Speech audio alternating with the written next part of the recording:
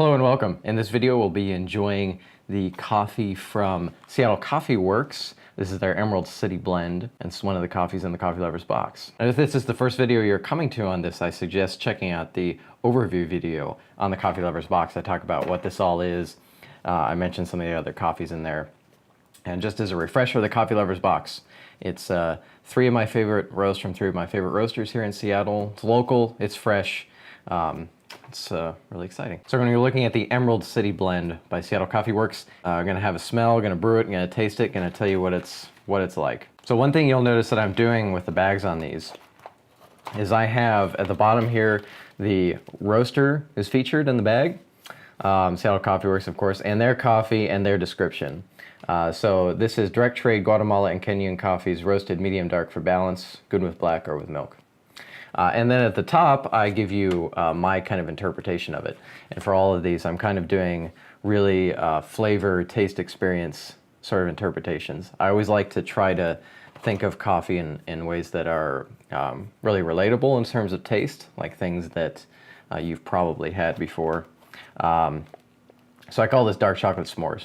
And the reason for that is there's this, there's a lot of chocolate in here, and there's like smooth toasty marshmallow and some good like pastry, graham cracker like sweetness.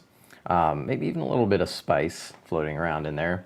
And the dark chocolate part is just because the chocolate is a little bit brighter versus what you might typically have in a s'more, which would be more of a milk chocolate. But this has like a brighter chocolatiness to it, and I would attribute that to the Kenyan part of this probably. It's a really good coffee. So we're gonna have a little smell.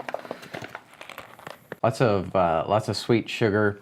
I can kind of smell a bit of spice on there too. That might be like the graham crackeriness, and there's definitely some cocoa floating around in there. Yeah, the aroma definitely has a lot of spice on it. That's really good. So we're gonna go ahead and brew this, and then we'll come back when it's ready and have a taste. All right, we're back. As I was brewing this, smelling the grounds, it's always interesting seeing the aromas that come from right after grinding the coffee. Yeah, of course I smelled the bag and the coffee in the bag, but once you grind the coffee, it just releases so much more aroma, and it's much more compact and intense. And so as I was brewing, of course, pouring the grounds into the brewer and smelling that, it was like cupcakes right out of the oven is kind of what I got, like a sort of a lighter but very sweet pastry aroma. This is quite warm right now, but I mean, it smells like sweet coffee. Now, one of the reasons I picked this coffee over any of the others that I had a choice of is I really wanted to get something that was a little richer and deeper. There's a huge range of what's possible in coffee, and I could have gone with this box, I could have gone very light, very dark, and medium, and just kind of shown you a whole range of what's possible. But I was really more interested in showcasing really good coffee and the really good work of people around here who are making that coffee, and to also give you a good understanding of the vast differences in taste that coffee can have. Compared to the other two coffees in here, this coffee is sweet and pastry-like. It's got like a smooth toastiness to it because it's more of a medium, maybe a deeper medium. And that's kind of, that toasty marshmallow, got the graham cracker sugariness to it that we're gonna find out in a second. It's still quite warm, so it's hard to pick off flavors, but right immediately is like pastry sort of sweetness and body. You'll notice I'm adding nothing to the coffee. I always like to taste the coffee with nothing in it, but even, of course, the roaster here, Seattle Coffee Works, they mentioned it's good with black or with milk. I think all of these coffees in here are good. By themselves, they're good with milk, they're good with sugar, whatever you like to do with them. They are versatile. So as a cool slightly, the dark chocolate comes out, and now it's like dark chocolate. It's sweet, it's pastry-like. This is almost like, this is gonna sound weird, but this is almost kind of like a coffee you might think to find in a diner, except it's very delicious. Like, it's a good coffee. I like this kind of thing first thing in the morning because it's just sweet, it's welcoming.